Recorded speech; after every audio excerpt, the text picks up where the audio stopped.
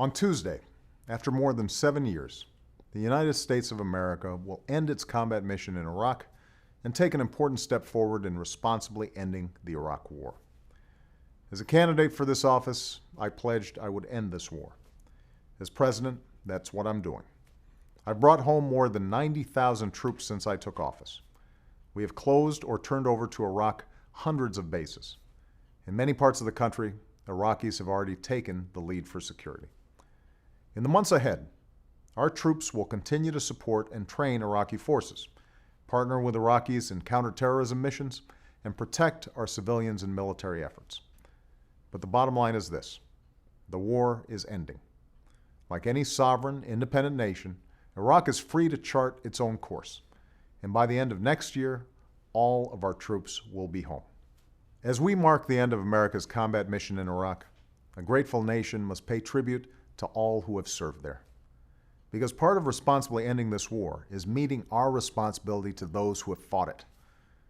The wars in Iraq and Afghanistan now make up America's longest continuous combat engagement. For the better part of a decade, our troops and their families have served tour after tour with honor and heroism, risking and often giving their lives for the defense of our freedom and security. More than 1 million Americans in uniform have served in Iraq, far more than any conflict since Vietnam. And more than 1 million who have served in both wars have now finished their service and joined the proud ranks of America's veterans.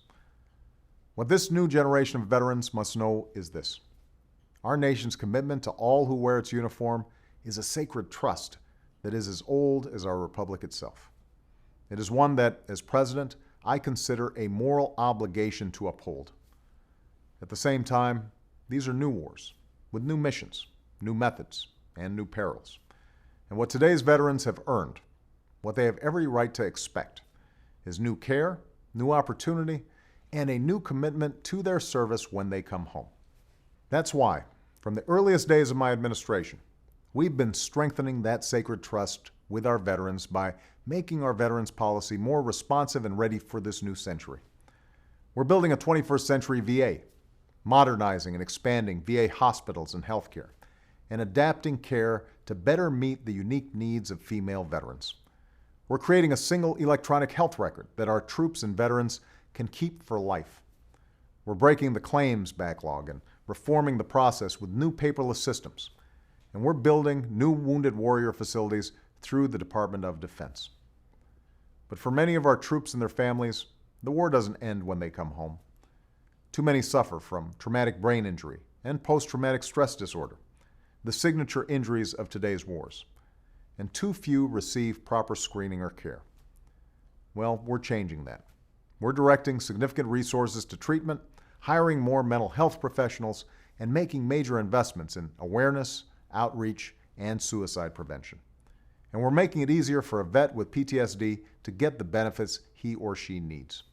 To make sure our troops, veterans, and their families have full access to the American dreams they've fought to defend, we're working to extend them new opportunity.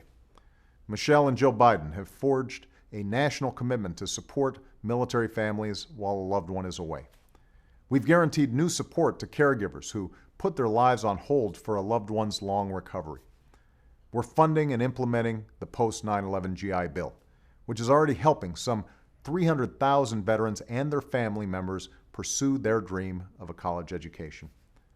And for veterans trying to find work in a very tough economy, we've devoted new resources to job training and placement.